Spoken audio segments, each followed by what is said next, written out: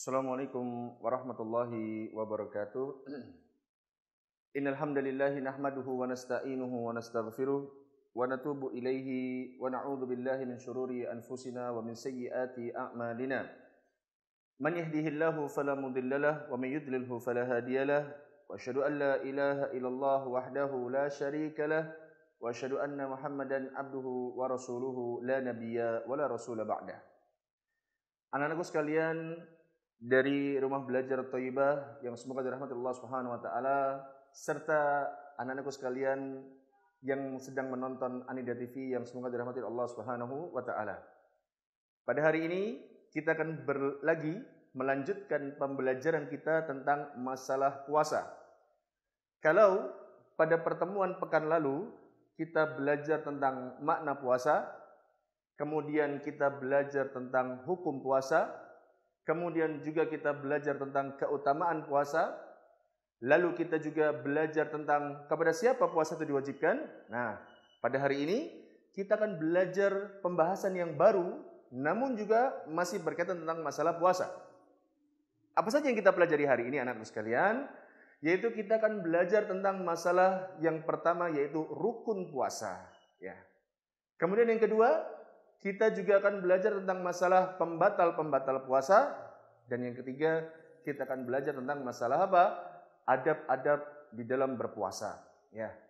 Jadi, anak-anakku sekalian, anak-anak Rumah Belajar Thayyibah, serta anak-anak yang sedang menonton Anida TV, monggo silahkan diambil bukunya, diambil penanya, pensilnya, ballpointnya, kemudian mencatat apa yang kita pelajari pada hari ini. Nah, yang pertama, seperti yang saya sampaikan tadi, yaitu kita akan belajar rukun puasa. Rukun puasa kata para ulama itu ada dua. Ya. Jadi seseorang yang sedang berpuasa, ya, atau dia ingin berpuasa, maka ada dua rukun yang harus dipenuhi. Apa yang pertama? Saya tuliskan di sini. Mudah-mudahan papannya cukup ya. Rukun puasa. Yang pertama, yaitu masalah apa? Tentang niat. Apa? Niat. Jadi rukun puasa ialah apa? Niat.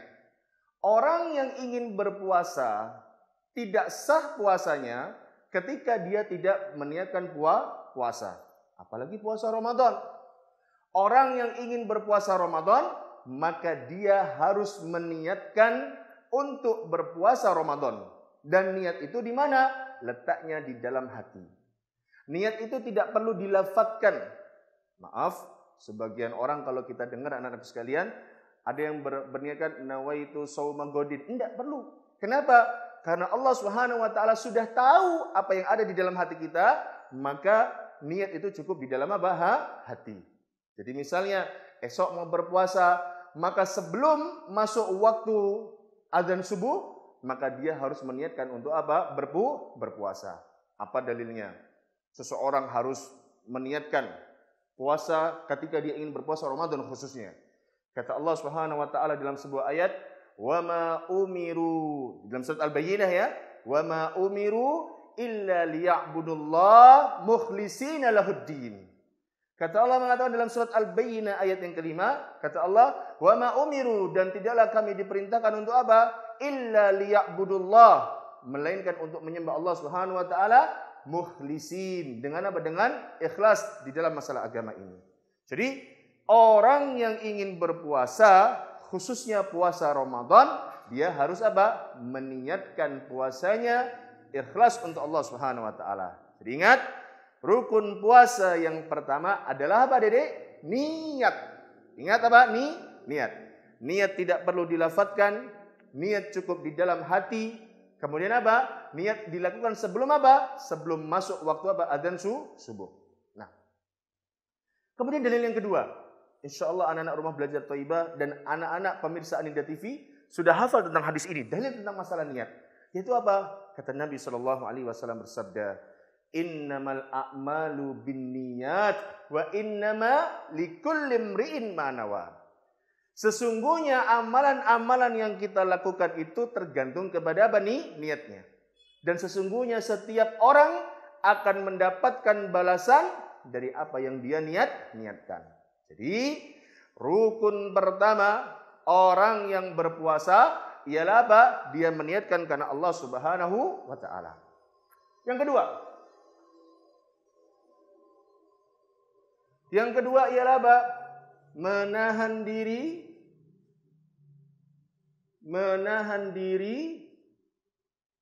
dari hal-hal yang membatalkan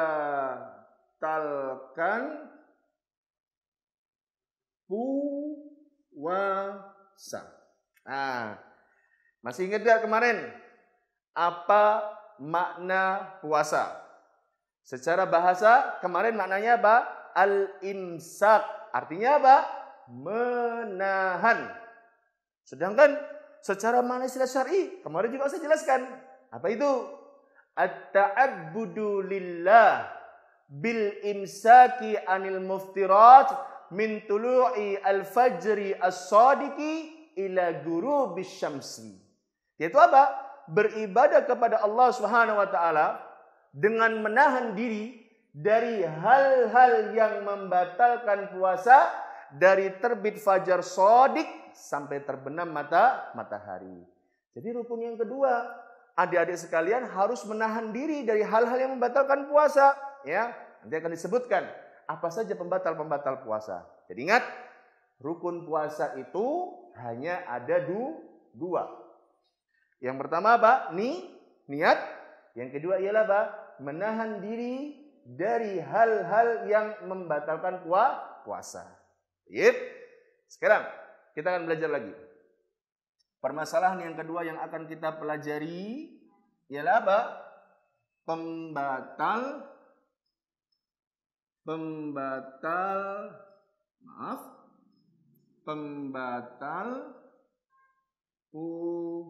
puasa. Nah, Ustaz, kan rukunnya menahan diri dari hal-hal yang membatalkan puasa. Nah, Ustaz akan beritahu dari syariat agama Islam ini, apa saja sih yang membatalkan puasa seorang muslim. Jadi, adik-adik sekalian, kalau setelah kita mempelajari pembatal-pembatal puasa, maka harus berhati-hati. Harus apa? Menjauhi, dan harus apa? Harus waspada agar tidak terjerembab, tidak terjerumus kepada pembatal puasa, dan akhirnya apa? Puasanya menjadi batal dan naudzubillah. Ya. Yang pertama dan yang kedua langsung, karena ini jadi satu. Yang pertama dan yang kedua.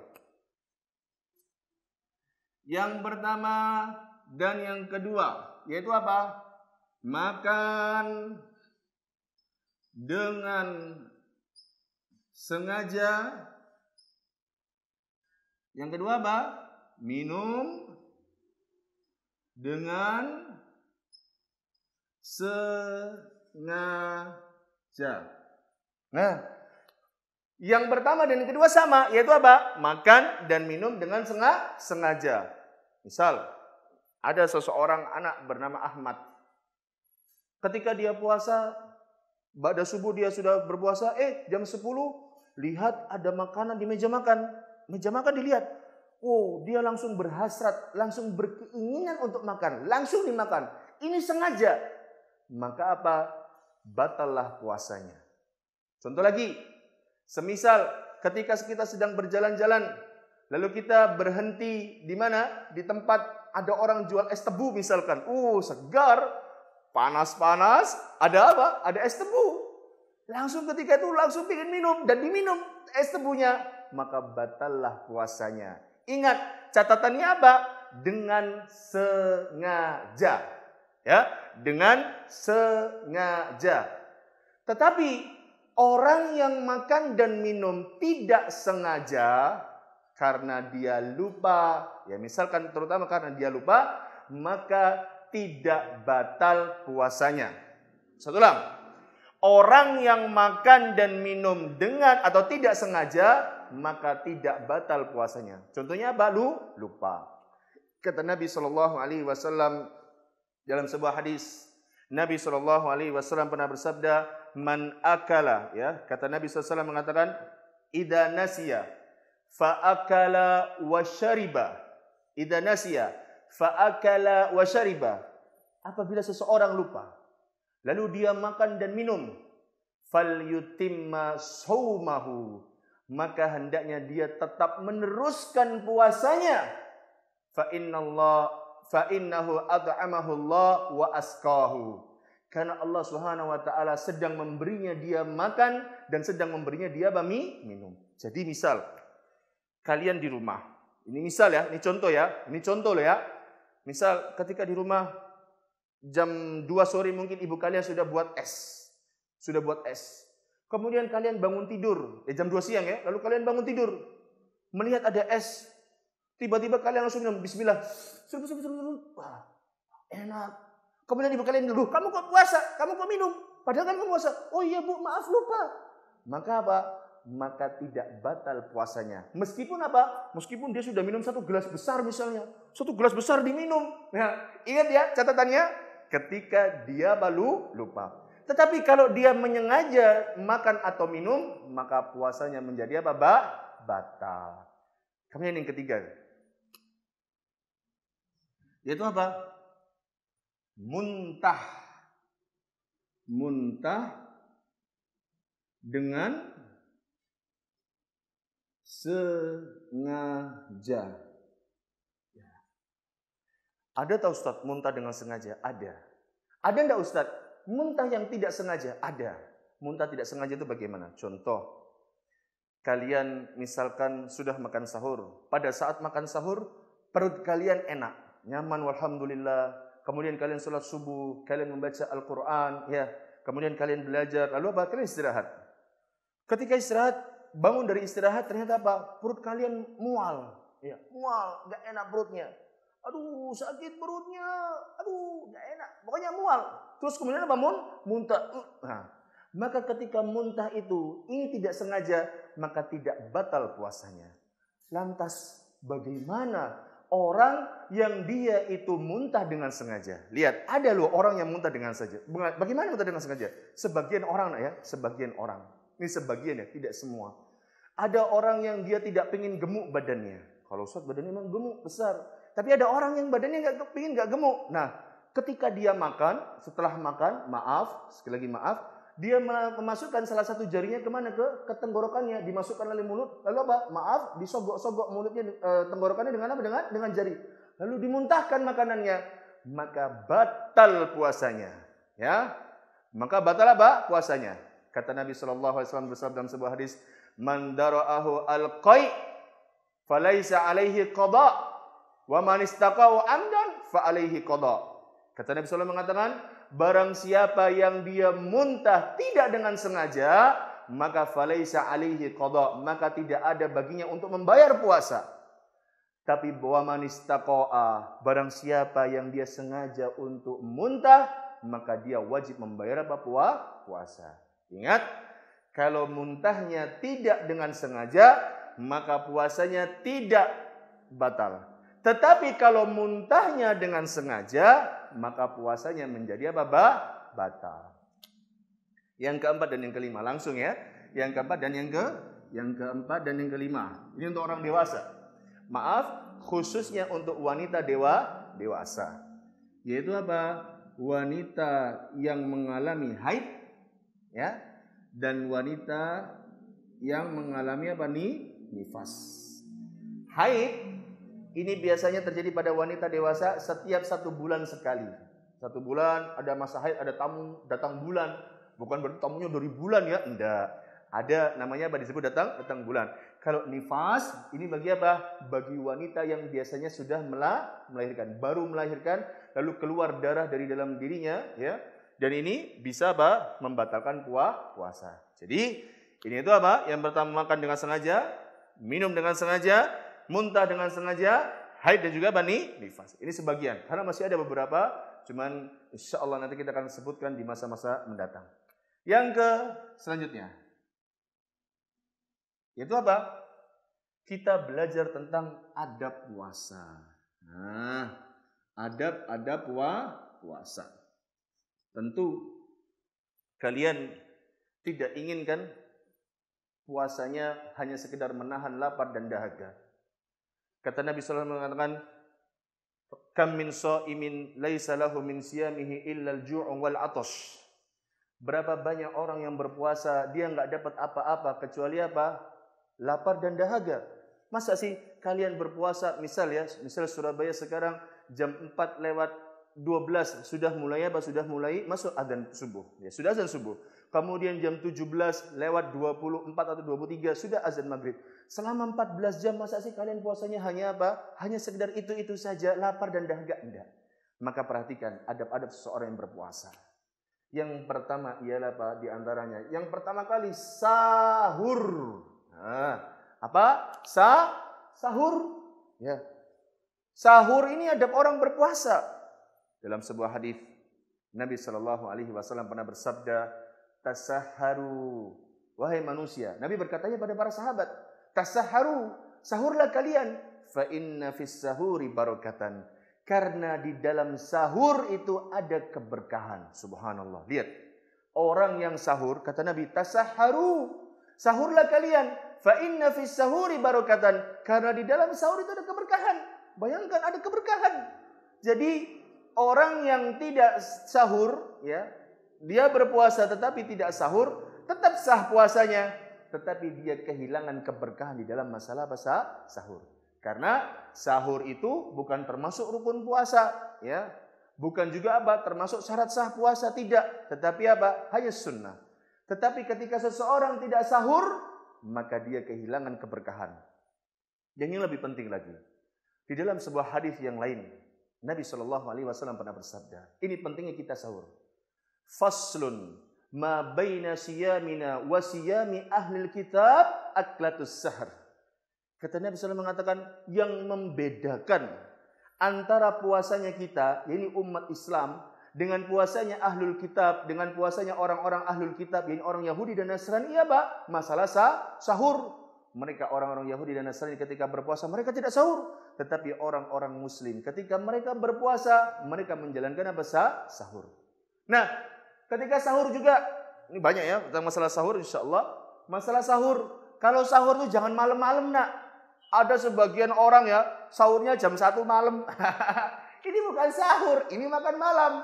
Ada sebagian orang sahurnya jam 12 malam, jam 2 malam, ini bukan sahur.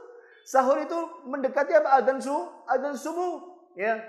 Bahkan kata para sahabat ketika bertanya kepada Nabi Shallallahu Alaihi Wasallam, berapa jarak antara makan sahurnya Nabi dengan apa? Dengan adzan subuh. Jadi ketika Nabi SAW makan sahur sampai apa?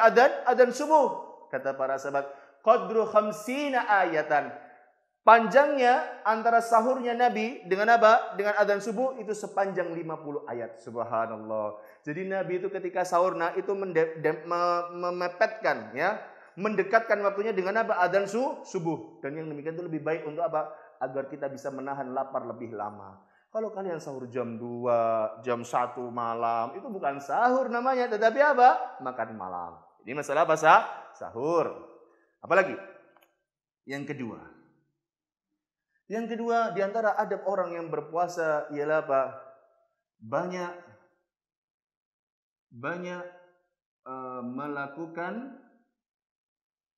melakukan amalan solih. Ya, banyak melakukan amalan solih. Apa saja? Membaca Al-Quran, ya. Kemudian apalagi membaca kitab-kitab para ulama, membaca hadis-hadis Nabi Shallallahu Alaihi Wasallam, berbakti sama orang tua. Jadi kalian itu ya, kalau puasa jangan tidur gini, tidur-tiduran, enggak. Puasa itu jangan tidur-tiduran terus, apalagi tidurnya orang berpuasa itu ibadah, enggak seperti itu. Siang mulai dari subuh sampai nanti menjelang zuhur tidur terus, ini enggak. Harus apa? Banyak beramal solih, ya. Banyak melakukan kegiatan-kegiatan bermanfaat. Misalkan apa? Contoh di masa-masa sekarang banyak orang mungkin membutuhkan bantuan. Kalian apa? Mungkin mengumpulkan bantuan lalu dibagikan ke orang-orang yang membutuhkan. Banyak-banyak beribadah, ya. Banyak-banyak beramal solih. Kata para sahabat ridwanullahu alaihim jami'an tentang Nabi SAW ketika Nabi SAW berada di bulan Ramadan, wa kana ajwada bil khairi minar rihil al mursalah. kebaikannya Nabi SAW di bulan Ramadan itu lebih lembut, lebih banyak, lebih cepat daripada apa? Daripada angin yang berhembus. Sangat banyak kebaikan dilakukan oleh Nabi SAW ketika di bulan apa? Ramadan. Contoh apa? Membaca Al-Quran. Siapa dari adik-adik sekalian yang sudah khatam 30 juz ya dalam selama bulan Ramadan yang kita lewati ini? Siapa di antara kalian yang sudah misalkan sudah mengulangi khataman yang kedua, yang ketiga, yang keempat dalam bulan Ramadan? Dahulu para ulama di antara Imam Asy-Syafi'i rahimahullahu taala ya, dalam sehari mungkin ya dia bisa membaca apa? Membaca Al-Qur'an khatam lebih dari 20 kali. Bisa dibayangkan. Imam Asy-Syafi'i rahimahullahu taala bagaimana sibuknya beliau rahimahullahu taala ya di dalam membaca Al-Qur'an. Bagaimana kesibukan beliau dalam apa? Menyibukkan dirinya dengan Al-Qur'an. Maka kalian pun juga jangan sampai apa? Terlewatkan dari membaca Al-Qur'an. Jangan TV na'udzubillah. TV itu merusak kalau kita menonton acara-acara yang diharamkan. Jangan kita senang nonton lihat YouTube terus yang lihat kartun terus enggak, tinggalkan. Karena kata Nabi SAW mengatakan min husni islamil mar'i tarkuhu ma la ya'nihi. Di antara tanda kebaikan Islamnya seseorang, dia meninggalkan sesuatu yang tidak bermanfaat bagi dirinya. Yang ketiga, yaitu apa? Orang yang dia sedang berpuasa ya, hendaknya apa? Dia bersegera dalam berbuka. Contoh, hari ini kalian berpuasa. Kemudian nanti jam 17 lewat 20 sekian, Allahu Akbar, Allahu Akbar. Dengar muadzin langsung ya, mendengar muadzin mengumandangkan adzan maghrib, langsung apa? Bersegera dalam berbuka. Karena kata Nabi SAW mengatakan, la yazalun nasu bil khairin ma'ajjalu al-fitr.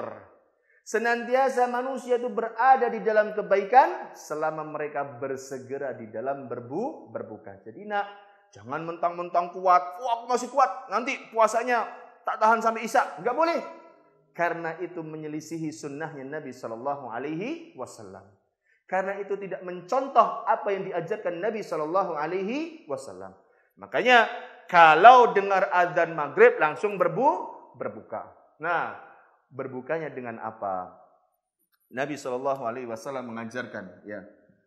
Yang pertama, berbuka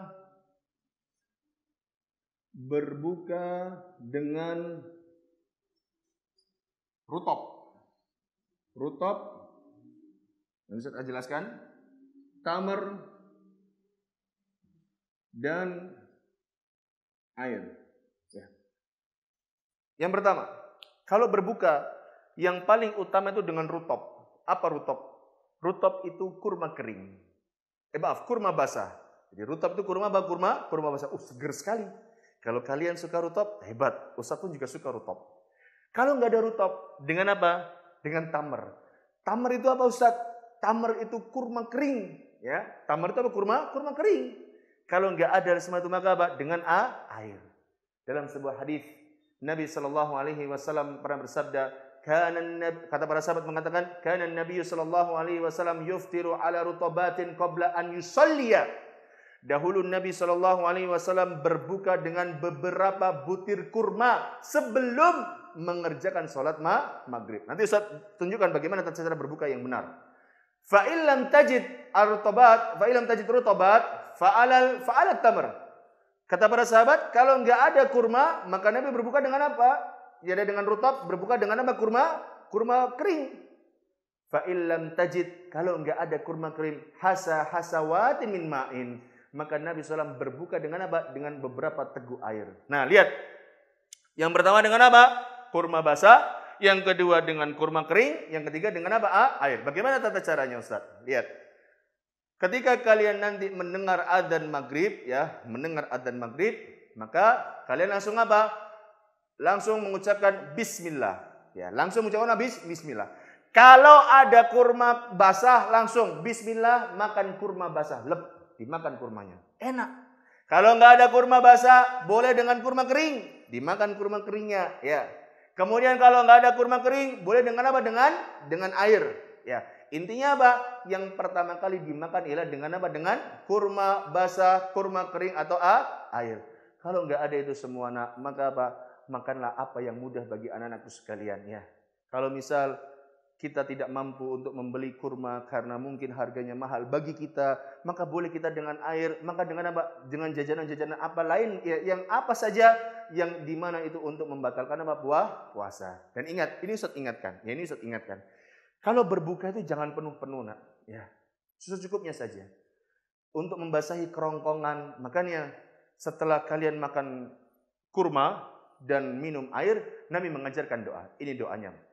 Dhahabat dhama'u wa batallatil uruqu wa thabatal ajru insyaallah. Setelah ini doanya, dhahabat dhama'u wa batallatil uruqu wa thabatal ajru insyaallah.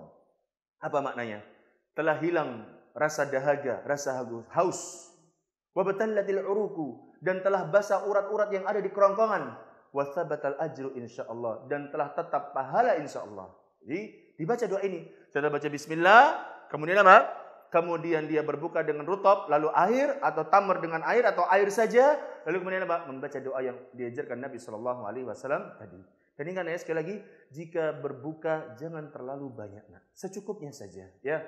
Karena Ustaz khawatir kalian nanti nggak bisa taraweh, karena nanti setelah sholat maghrib itu masih ada sholat isya, juga ada sholat tarawih dan amalan-amalan yang lain yang dilakukan pada malam hari. Dan Ustaz ingatkan dalam sebuah hadis Nabi SAW pernah bersabda, man qama ramadhana imanan wahtisaban ghufira lahu ma taqaddama min dhanbi. Barang siapa yang dia bangun di malam hari, ini mengerjakan malam harinya dengan mengerjakan salat tarawih, ya. Imanan wahtisaban, karena iman dan mengharap pahala, Allah Subhanahu wa taala akan mengampuni dosa-dosanya yang telah lalu. Baik. Hari ini kita belajar tentang masalah apa? Rukun puasa, pembatal puasa, dan yang terakhir kita belajar tentang masalah apa? Adab-adab orang yang berpuasa. Insyaallah pada pertemuan mendatang kita akan belajar lagi tentang hal yang baru, juga tentang masalah berkaitan dengan berpuasa di waktu yang sama insyaallah ya. Semoga Allah Subhanahu wa taala memberikan kita manfaat atas apa yang kita pelajari hari ini, dan semoga Allah Subhanahu wa taala mengajarkan kepada kita hal-hal yang bermanfaat, dan semoga Allah Subhanahu wa taala menambahkan bagi kita ilmu. Nabi SAW bersabda dalam sebuah doa, dalam sebuah hadis, Allahumma anfa'na bima 'allamtana wa 'allimna ma yanfa'una wa zidna ilman. Kita akhiri dengan doa kafaratul majlis. Subhanakallahumma bihamdika asyhadu an la ilaha illa anta astaghfiruka wa atubu ilaika. Assalamualaikum warahmatullahi wabarakatuh.